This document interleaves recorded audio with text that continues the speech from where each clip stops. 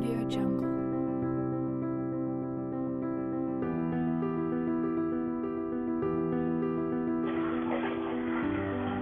Lanjutan buku Ternyata Adam Dilahirkan, bab 1b. Dalam konteks yang sedang kita bahas, kalau Allah berkehendak untuk menguak misteri itu secara langsung lewat firman-firman-Nya, maka tak ada kesulitan apapun. Namun Allah sengaja menyembunyikan itu agar kita berusaha untuk memperoleh pemahaman yang terbaik. Allah sudah memancing kita dengan ayat-ayat yang demikian banyak tentang penciptaan manusia.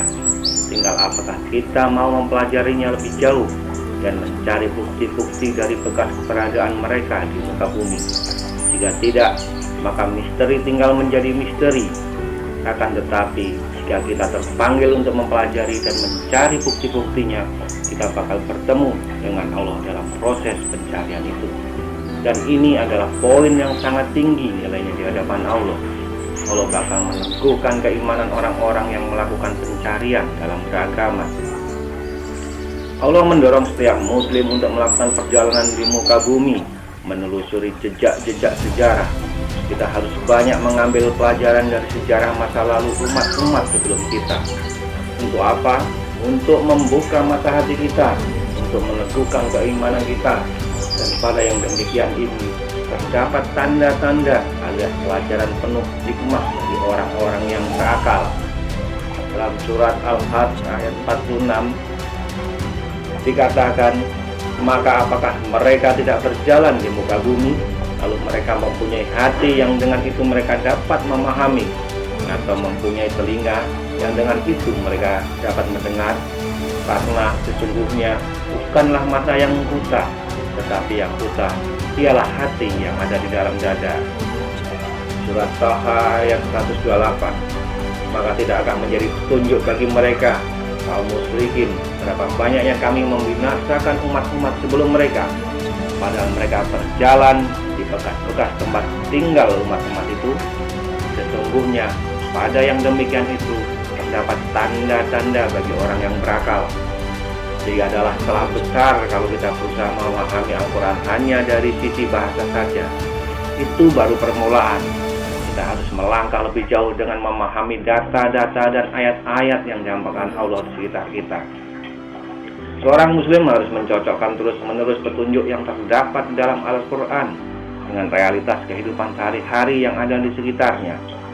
Pemahaman atas keduanya itulah yang bakal mengantarkannya kepada syahadat yang sesungguhnya.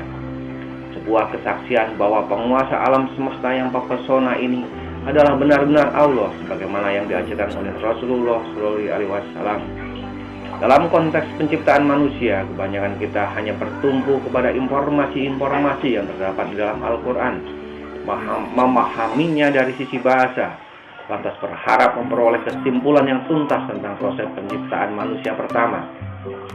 Tentu saja hal ini sangat muskil, apalagi ternyata Allah tidak secara gamblang menjelaskan mekanisme penciptaan itu dengan kata-kata yang eksplisit. Yang ada cuma sinyal-sinyal yang tersebar dalam berbagai ayat Al-Quran. Allah mendorong kita untuk memahaminya lewat realitas sejarah kemanusiaan. Celakanya, banyak di antara kita yang langsung menyimpulkan secara sederhana proses penciptaan itu hanya dari sepotong atau dua potong ayat saja. Padahal, sebagaimana kita ketahui, ayat-ayat itu tidak boleh dipahami sebagian. Kita bisa terjebak kepada pemahaman parsial yang menyesatkan. Dan tak jarang kita bertengkar dengan sesama saudara kita karena berpegang teguh pada ayat-ayat yang saling berseberangan. Contoh kasus yang sangat jelas tentang kesalahpahaman dalam memahami ayat Al-Quran itu saya tuangkan dalam buku Mengubah Takdir dan buku Poligamio. Banyak di antara kita yang memahami ayat-ayat takdir dan ayat-ayat poligami secara parsial, lantas menjebak mereka dalam kesalahan yang fatal. Padahal kalau kita memahaminya secara holistik, kita bakal tahu bahwa ayat-ayat itu sebenarnya tidak berseberangan, melainkan saling melengkapi dan saling menjelaskan. Akan lebih celaka lagi kalau kesimpulan sepotong itu dipegang sebagai doktrin bagi kelompoknya, bahwa apa yang mereka pahami itu adalah kebenaran mutlak seperti yang dimaksudkan Allah. Lantas, mengharamkan kelompok lain yang tidak sepaham dengannya.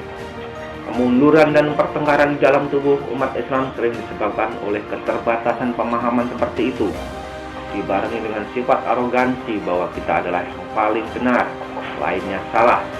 Padahal sesungguhnya Allah tidak menyukai cara yang demikian. Allah ingin agar kita menyadari bahwa masing-masing kita belum tentu benar. Dalam surat An-Nahl ayat 125, Allah berfirman, "Ajaklah manusia kepada jalan Tuhanmu dengan penuh hikmah dan pelajaran yang baik, dan bantahlah mereka dengan cara yang baik. Sesungguhnya Tuhanmu, dialah yang lebih mengetahui tentang siapa yang tersesat dari jalannya, dan dialah yang lebih mengetahui orang-orang yang mendapat petunjuk." Ayat di atas dengan sangat gamblang mengajarkan kepada kita bahwa setiap kita berkewajiban untuk mengajak orang lain menuju jalan Allah. Akan tetapi, semua itu harus dilakukan dengan cara yang baik. Jika perlu berbantah atau berdiskusi, mesti dilakukan dengan baik pula. Kenapa?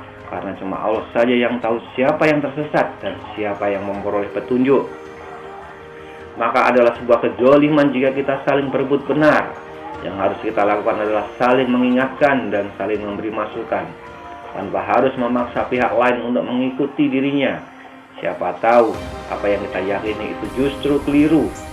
Bukan berarti lantas kita tidak meyakini apa yang menjadi kepemahaman kita. Bukan. Setiap kita harus mantap terhadap apa yang menjadi keyakinan kita. Karena kalau tidak yakin, kita sendiri tidak akan berani melangkah dalam mengamalkan agama ini. Setiap orang boleh merasa dirinya benar.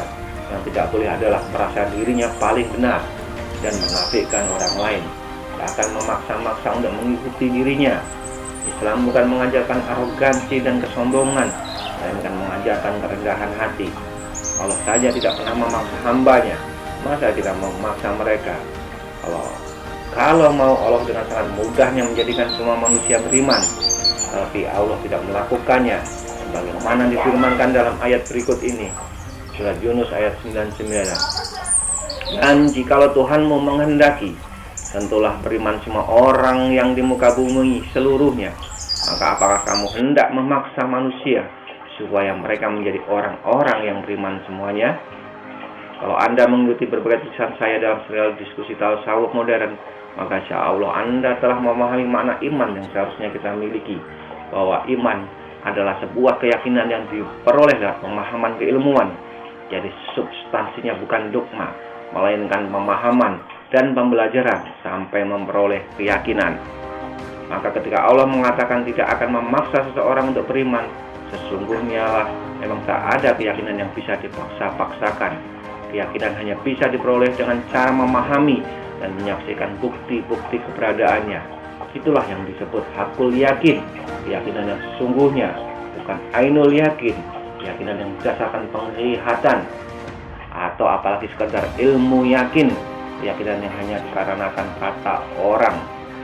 Dengan demikian, keimanan atas proses penciptaan manusia harus diperoleh dengan cara mempelajari dan memahami segala aspek yang terkait dengannya, dimulai dari pemahaman ayat-ayat Al-Quran secara holistik, kemudian dilanjutkan dengan mencari bukti-bukti ilmiah dari sejarah manusia yang terhampar di sekitar kita. Cara demikian, insya Allah akan mengantarkan kita kepada keyakinan tertinggi, yaitu hakul yakin. Sambung ke bab selanjutnya.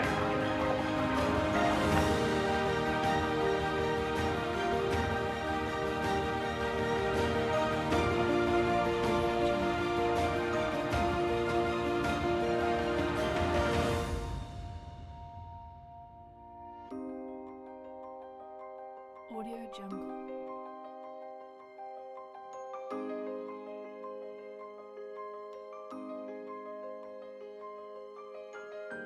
Audio Jungle.